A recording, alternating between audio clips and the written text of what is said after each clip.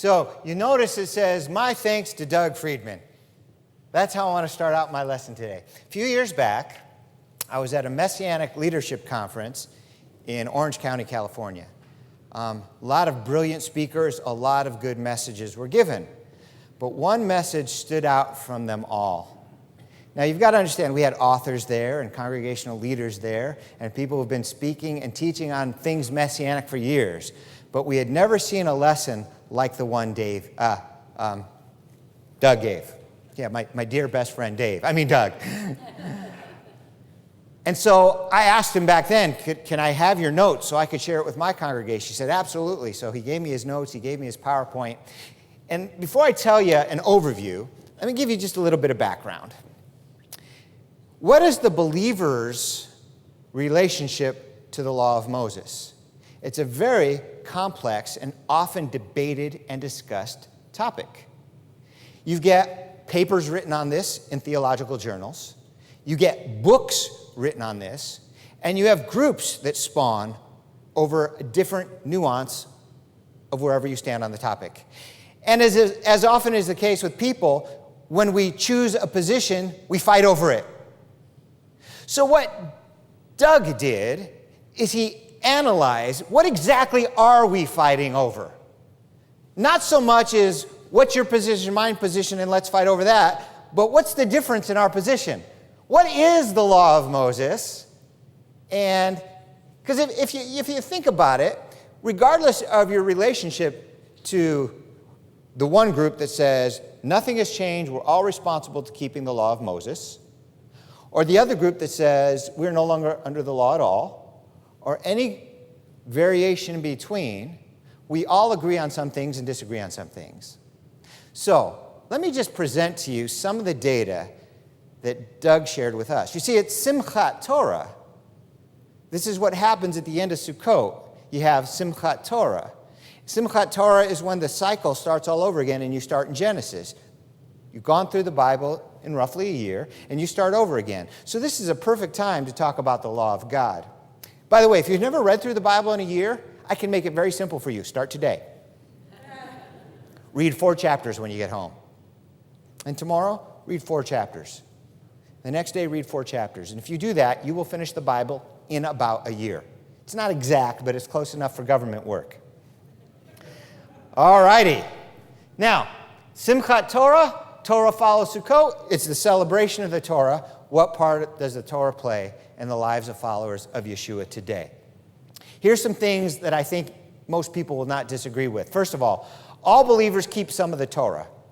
They may not say they're keeping the Torah, but to simplify things, I'm going to say we all keep some of the Torah. For example, thou shalt not commit adultery. Nobody thinks that one's gone away. You shall not murder. Nobody thinks that one's gone away. So however you want to look at it, we can say all believers keep some of the Torah. It's also a fact that no believers keep all of the Torah. Even if you wanted to, you can't. It's impossible. The temple's gone. Right? So all believers keep some, none keep all. So the question is, which laws do we keep? Which laws should we keep? And then this question, should we fight or divide over the difference? Now listen, there are some things worth fighting for. Some things worth fighting over. I don't mean being nasty over, but taking a strong stand on and saying, hey, if you have a different perspective, you go your way, I'll go mine, we'll agree to disagree. But our philosophy around here is in the essentials, unity, in the non-essentials, liberty, and in all things, charity. So what we're dealing with here is not an essential, but it's something to have an opinion on, but definitely not something to fight over. And as I get through this, I think you're going to understand exactly what I'm talking about. We're going to have to define some terms. I'm going to give you a big table. And on this table, there's going to be some letters and numbers. You've got to know what they stand for. So on this table, B stands for believer, MB for a Messianic believer, MTP, Messianic Torah positive. So basically, Doug took these concepts and tried to narrow them down as specifically as he could. You have basically 2 schools within Messianic Judaism. Those who say the whole Torah, nothing but the Torah, so help me God. All 613 are valid today, and we must keep them all and all the traditions on top of that. And you have other Messianic believers that are much less observant. So Doug broke them up into two categories because these are the categories that they fight over. The next one is, oh, I didn't put it on there. We've got believers in general, so we'll just stick with that one. Believers in general, then Messianics into two categories, the Torah positive and just general run-of-the-mill Messianic folk. Now, when we talk about the Mosaic laws, what are we talking about? Here's what we're talking about.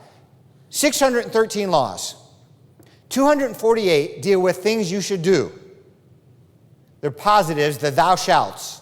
Honor your father and mother, for example, would be a thou shalt. And then you got about 365 thou shalt nots, like don't take the Lord's name in vain. Go through the whole Old Testament, the rabbis came up with 613, broken up into shalls and shall nots, and I kind of like you got one for every day of the year in the shall nots. That's one way to help you remember it. 365 things you should not do. Total of 613. Now, you'll notice, if you can see my table, we've got a category, and we're just going to start putting numbers in and populating this list. For example, as you see here, category, the first one I'm going to list. Now, if you can't read it, that's okay. I'm going to tell you what it says. First one I've got up there is temple priests and sacrifices. Okay? So there's 92 shalls in that category and 105 shall nots for 197 total. So we're dealing with 613. 197 of these shalls and shall nots deal with the temple, the priests, and the sacrifices. 69 deal with government and judicial. So there's 8 shalls and 61 shall nots. For example, you shall not curse the ruler of your people would be one of the shall nots, as an example. There are 64 dealing with idolatry and the nations. 5 shalls and 59 shall nots. There are 47 laws dealing with businesses and slaves. 4 shalls and 43 shall nots. Notice how heavy the shall nots are over the shall sides? I guess it's just because we're prone to destruction as the sparks fly upwards, according to Job. Man is prone to trouble. All right, next one, social. We've got a total of 61, 32 nots and 29 shalls. Under foods, we've got 41, 11 shalls and 30 shall nots. I know this is kind of like, Steve, really? You're going to go through the whole list? Yes, I am. Sorry if it bores you, but I want you to see all 613 in a category, and then we're going to put them in a nice little picture so that you can't go home saying, he missed something. Doug is an engineer, and he gave this full attention to detail. Now, my notes are half the size of his, so be thankful. Agriculture is 29 for 9 shalls and 20 shall nots. Ritual purity, 18 shalls, 0 nots for a total of 18. Festivals, 17 shalls, 0 nots for a total of 17. Dealing with God, 9 shalls, 7 nots for a total of 16. Family, 15 shalls, 0 nots for a total of 15. We go through this, wrongful acts, vows, Torah, war, for a total of 248 shalls, 365 nots, as I told you before, total of 613 mitzvot in the Bible. Every yes and no in the Old Testament, 613 of them, broken up into shalls and shall nots, 365 things we should not do in the Torah, 248 that we should. Now, in looking at these categories, there's a way that people deal with them. For example, some of these things are not observable. Take a lamb and sacrifice it in the temple today. You can't. There is no temple. So that law would be not observable. Nobody does it, nobody can. That's one category. Next category would be most believers do this. For example, thou shalt not commit adultery. Most believers believe that's still wrong. You shouldn't do it. So the B will stand for what most believers observe or believe. So no, not observable. B, most believers. MB, most Messianic believers. There's a difference between general Christianity and Messianic people. Like Messianic people, we all celebrate Passover. Most general Christians don't. And so we have our own category because there's things that we observe that they don't. And as I told you before, the Messianic Torah positive people who think we should do everything have their own category because they'll believe their observance should be even more than ours. And then there's another category. It's a category that Messianic Torah positive people could observe but choose not to. Within these 5 response categories, cover all 613 for our study today. Here's some examples. Now, if you can see the chart, it's broken up into book, chapter, verse, and topic. So book would be 2. We're talking about the Torah. What's book 2? Exodus. Genesis, Exodus, Leviticus, Numbers, Deuteronomy. Book 2 is Exodus. Chapter 20, verse 2. The topic is God. As an example, we should all believe God exists, right? Right. That's in the Torah. It's not obsolete. Nobody would say, oh, we're not under that anymore. We still think it's valid today. So it goes under the B category. All believers believe it. That's the B category. The next one, acknowledge his unity. That would be something that all believers acknowledge still matters today. So that goes under the B category. So out of the 613, I've given you examples of 2 that go under the B category. Here's the third, love God. Again, every denomination of Christianity or Messianic Judaism would say we're still obligated to love God, even though it says to do so in the Torah. Even if we say we're not under the Torah anymore, we still say we still must love God. Fear God. Love your neighbors yourself. These are all under the B category. Every believer still believes is observable today. Now here's an example of something that Messianic people do, but most Christians don't. Put a mezuzah on the door. Most Messianic people do this, whether they're Messianic Torah positive or Messianic light. Messianic people put a mezuzah on their door. And so that goes under the MB category. Most believers don't do it, most Christians. So it's not under their category. Another example, praise God after eating. You know, we have a brucha specifically for that. And it's a tradition that people do. And so he put it under the Messianic believer category. Eat matzah on the 15th of Nisan. Most Messianic people do, so it's in the Messianic category. Relate Exodus story on Passover. Most of us do. It's a shall. It's in the Messianic believer category because most Gentiles aren't concerned with Passover. Now here's one that goes under the Messianic Torah positive side. Rest on Rosh Hashanah. Okay, the Torah says on Rosh Hashanah you should take the day off, rest. Most Messianic people don't take that day off. Maybe we should, but we don't. But that group does. And so they get this one in their category. This next one is brothers should marry their childless widows. So when your brother dies, his widow is now available. You should marry her and raise up children in his name. That's a levirate marriage. It's biblical in the Old Testament. It's in the Torah. There's no laws against it today, and it's not tied to temple, so they could do this. But nobody does. It's not part of our culture. We don't do it. It could be observed. It is observable. We just choose not to do it.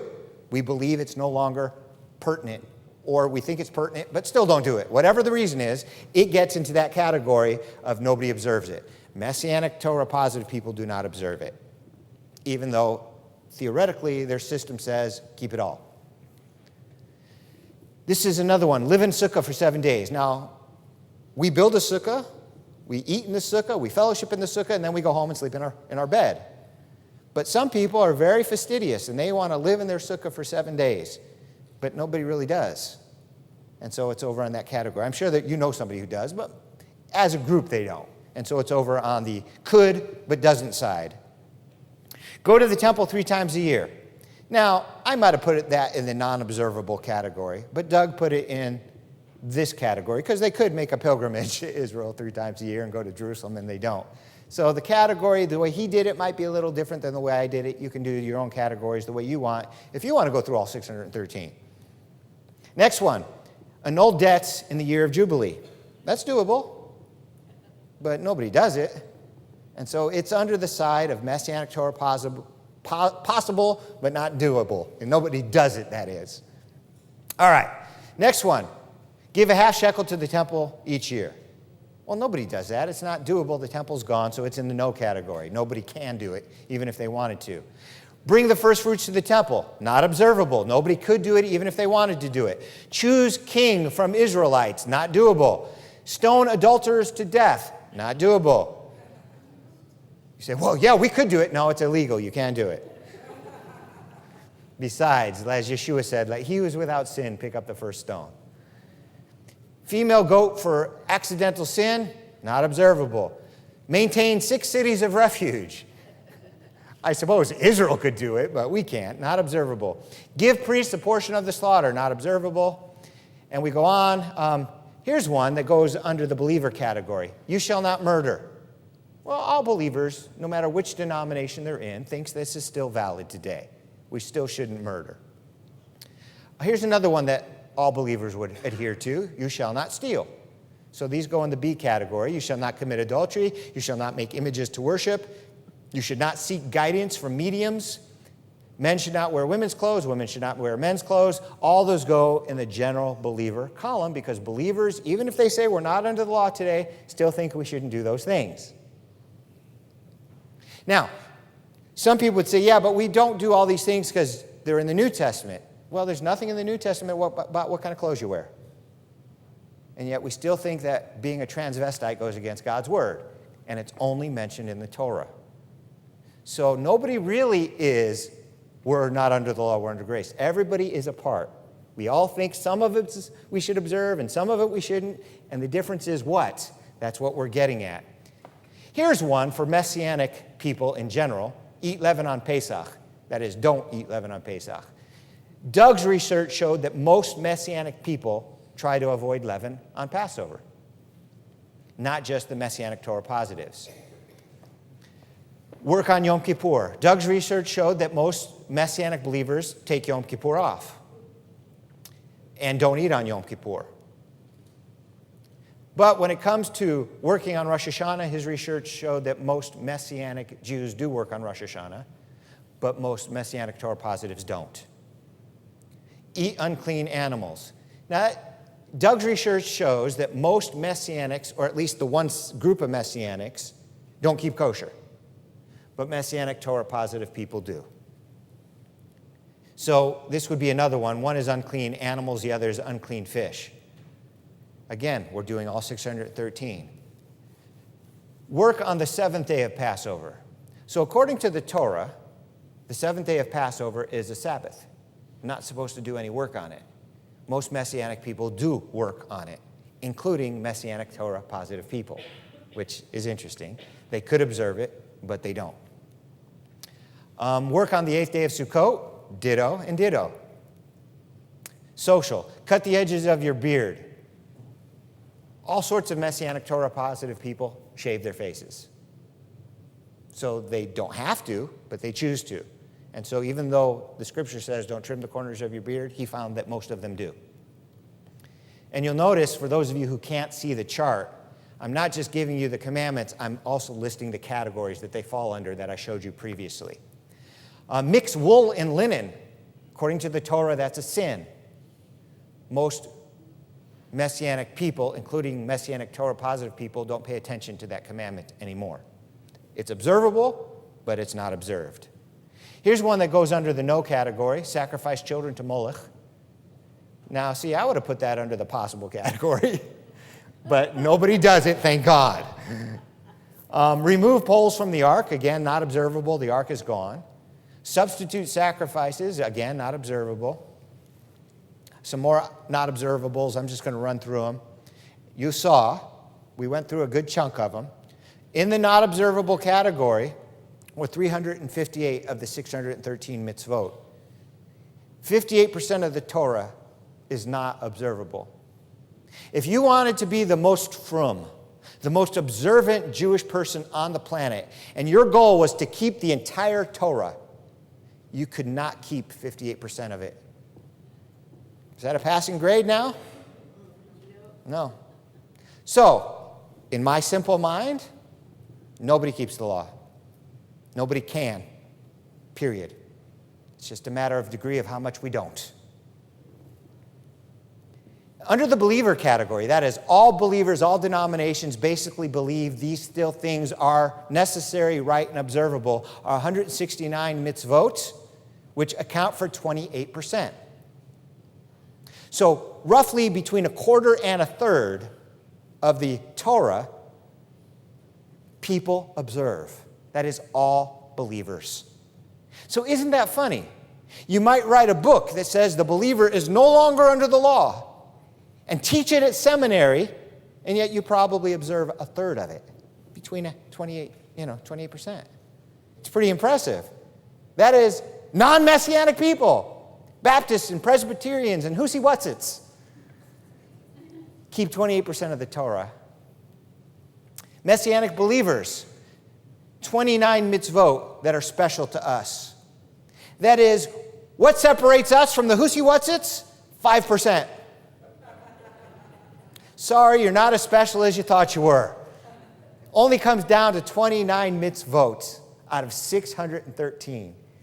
5% difference. Here's the shocker. Messianic Torah positive, there's only a difference of 5.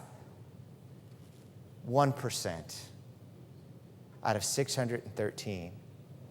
We fight over 1%. And some of us over 5%. Wow.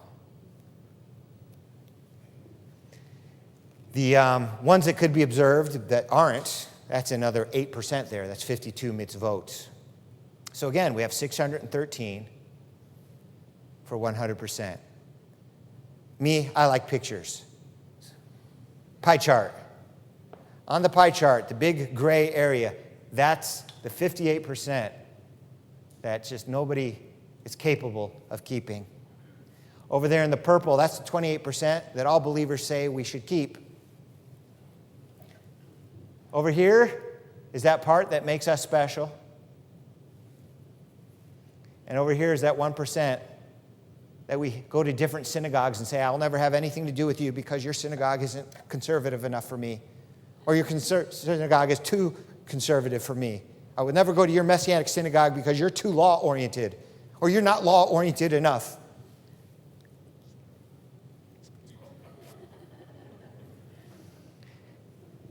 And then, of course, the 8% that nobody really worries about. Doug ended his presentation very well. He didn't end it there. He ended it with this. Let me get through the extra clicks here. A bunch of passages on love. This is my commandment, that you love one another, just as I have loved you. This I command you, that you love one another. Do you all know what the greatest mitzvah is? The greatest of all the mitzvot? You shall love God with all your heart and love your neighbor as yourself. Unless you disagree with them, then treat them like scum and have nothing to do with them. Oh, that's not in there? Here's what we do. We get all bent out of shape over a minor and diss the major. Love is the ultimate commandment. That's the one. Get that one right, then we'll worry about the other 612. But if you don't have that one right, the other 612 don't matter. And so we're fighting over stupid. Let's get this one right. Okay, off my soapbox. Owe nothing to anyone except to love one another. For he who loves his neighbor has fulfilled the law. Don't worry about the 1%, the 5%, the 8%. Worry about loving. You want to fulfill the Torah, don't worry about whether your lulav and ethrog are just right. Worry about whether you're loving somebody. Since you have in obedience to the truth purified your souls for sincere love of the brethren, fervently love one another from the heart. fervently, passionately, aggressively, zealously pursue love. Whether you eat matzah or not on Pesach, whatever.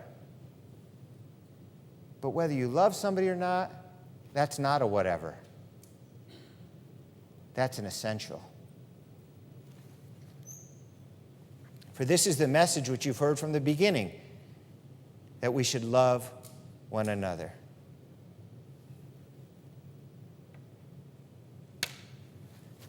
"613 mitzvot, 365 knots and 200 and some odd change of shalls. We saw every category for them and broke them up into who does what. Great lesson. Throw it all aside. One mitzvah and one mitzvah matters. Love your neighbor as yourself."